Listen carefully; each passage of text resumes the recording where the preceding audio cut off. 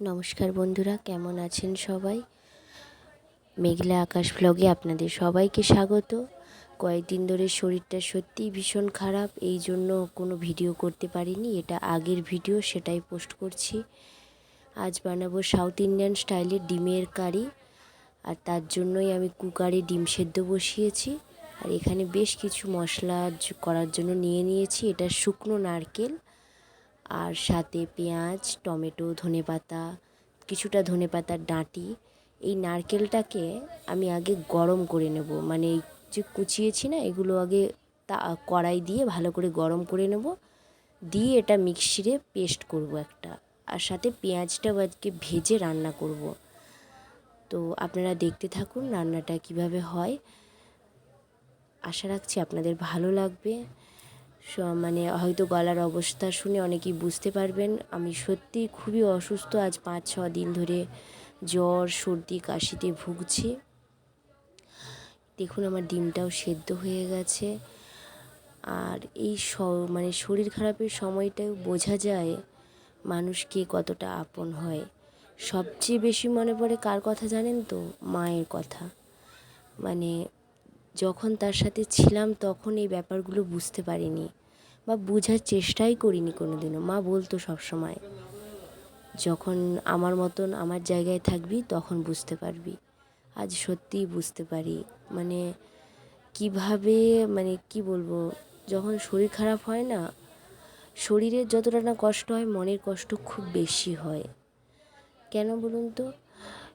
যখন মানে মায়ের বাড়িতে ছিলাম আমি, আমাদের যখন শরীর খারাপ হতো, আমরা 2 বোন, তো আমাদের দুজনের যখন শরীর খারাপ হতো না, আমার মাকে আমি দেখতাম মানে ছুটে দৌড়ে, মানে কি বলবো, আমাদেরকে খাট থেকে নামতে অবধি দিত না।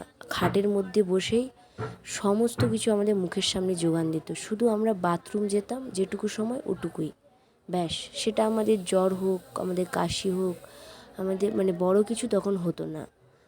কারণ আমার মা বড় কিছু হওয়ার আগেই আমাদের এতটাই সেবা করতো যে আমরা ঠিক হয়ে যেতাম। কিন্তু এখন দেখুন এত বড় কিছু হয়, মানে এতটাই কষ্ট হয়, কিন্তু কিচ্ছু করার নেই।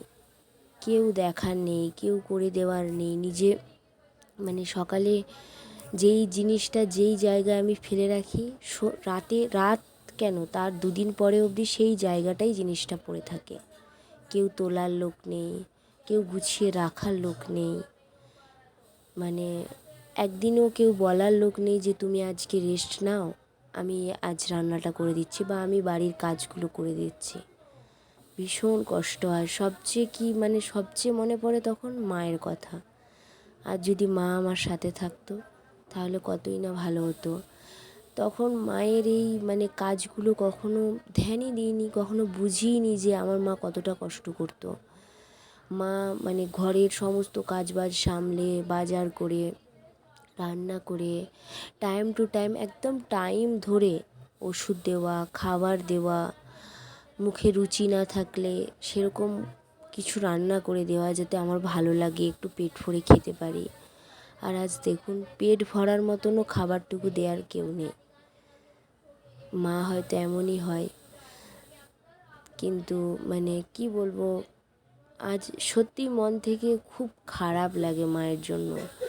আর সবচেয়ে বড় কথা কি বলুন তো, একসময় যে আমাকে করে রেখেছিল আমার জন্য, বা যে একটু একটু করে আমাকে বড় করেছিল, যে একটু একটু করে আমাকে বাঁচতে সাহায্য করেছিল, আজ সেই মানুষটারই সেবা করার সুযোগ আমার কাছে নেই। আমি অন্যের বাড়িতে এসে অন্যের ছেলেকে, অন্যের মাকে সেবা করি। এমনকি দেশেও যখন যাই, মায়ের বাড়িতে আর কতদিন থাকি, এমনিতেই আমি মানে এই আলাদা কাস্ট হওয়ার জন্য প্রায় 6 বছর আমি বাপের বাড়ি যাইনি। আমাদের পাড়ার লোকেরা কেউ পছন্দ করেনি বা আমাদেরকে যেতে দেয়নি। সে বিভিন্ন রকম বিভিন্ন কথা, এটা তো হয়েই থাকে, আপনারা হয়তো কম বেশি সবাই জানবেন। তো মানে 6 বছর তো মায়ের সাথে থাকা কাটানো কিছুই হয়নি। তো আগের স্মৃতি নিয়েই 6টা বছর আমার কেটেছে। এমনকি প্রেগনেন্সির সময়ও আমি যেতে পারিনি। তখনও মানে আমি বিয়ে হওয়ার 2 বছরের মাথায় আমার বেবি আসে। তো তখনও আমি যেতে পারিনি, আমি আমার শ্বশুরবাড়িতেই ছিলাম।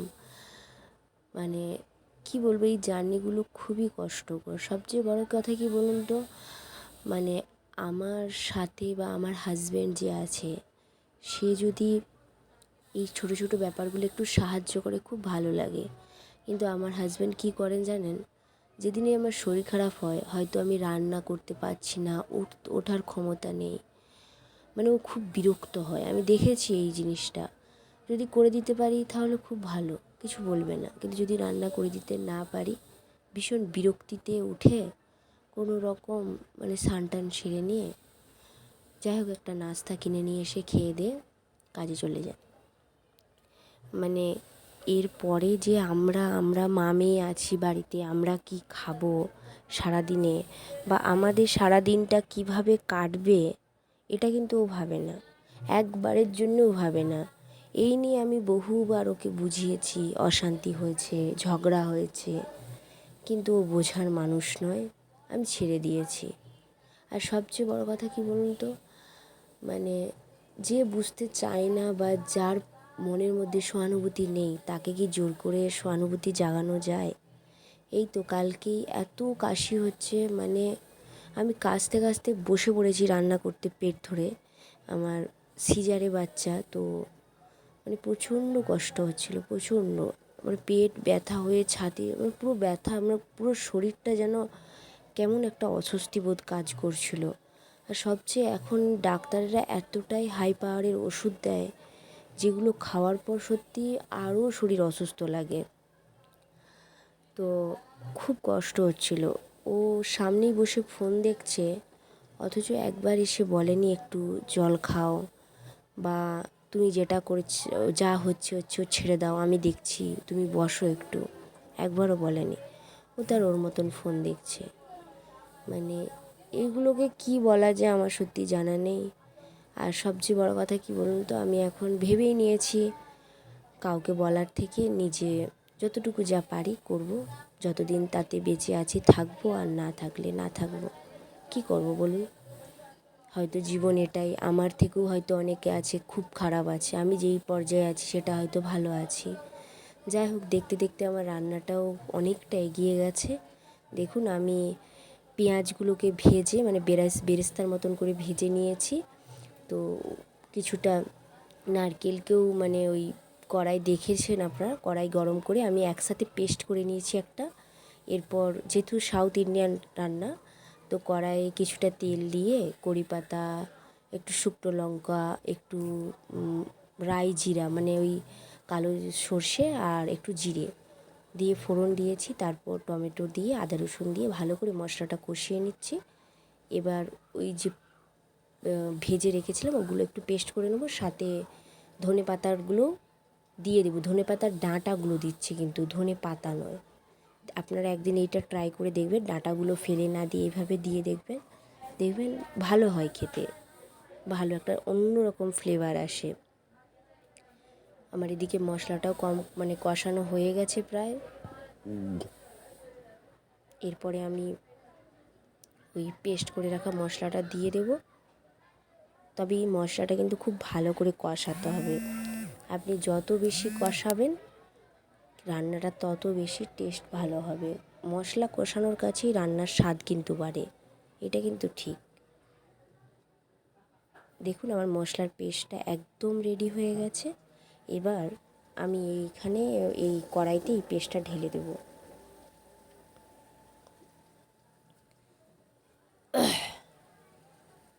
গলাটা এখনও মানে খুব গলার অবস্থা এখনও পুরোপুরি ঠিক হয়নি, কিন্তু কিছু করার নেই।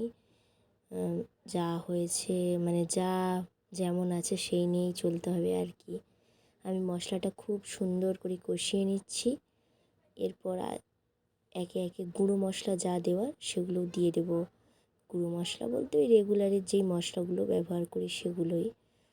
তবে আমি একটাই কথা বলতে চাই, হয়তো আপনারা অনেকেই আমার এই কথাগুলো শুনে বা হয়তো ভাবতে পারেন আমি সিম্প্যাথি নেওয়ার চেষ্টা করছি।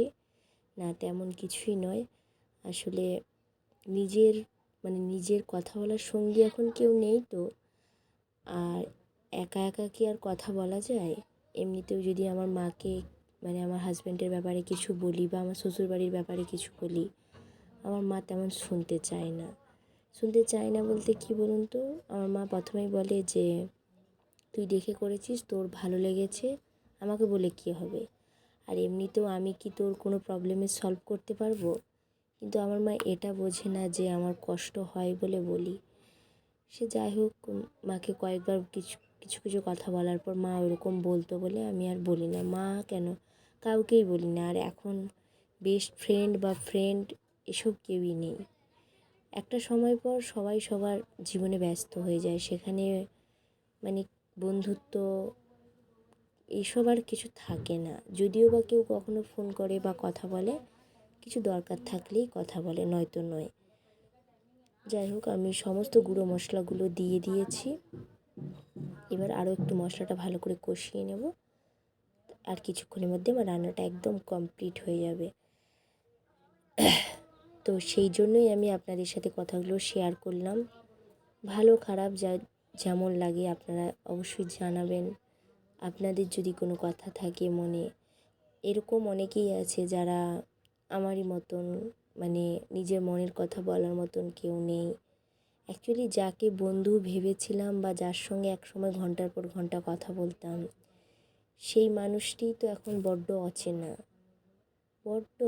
মানে আমার হাজব্যান্ডকে আমি দেখি মাঝে মাঝে ভাবি, মানে হয়তো কারো ওই যে বলে না দেখাশুনো করে বিয়ে করলেও হয়তো এতটা মানে আনকেয়ারিং ভাব থাকে না, যেটা আমার হাজব্যান্ডের মধ্যে আছে।